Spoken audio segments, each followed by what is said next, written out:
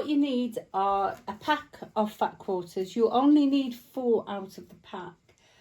They're all different, so if you've got 2 packs of the same kind, that will be really useful. I've only bought one of the Lady and the Tramp.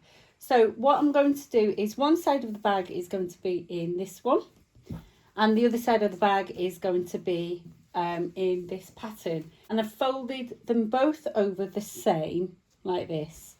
Okay, so if you lay them on top of each other, so we're going to have here the bag.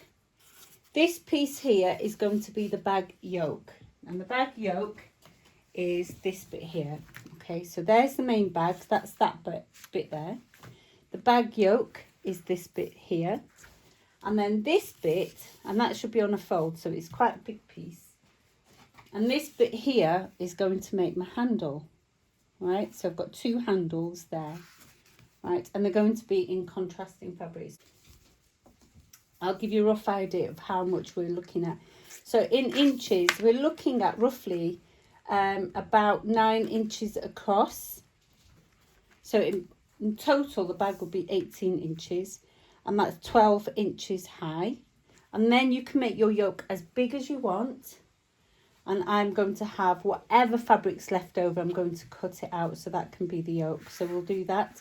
And then these 2 handles, they're not really long handles, but they can be the handles.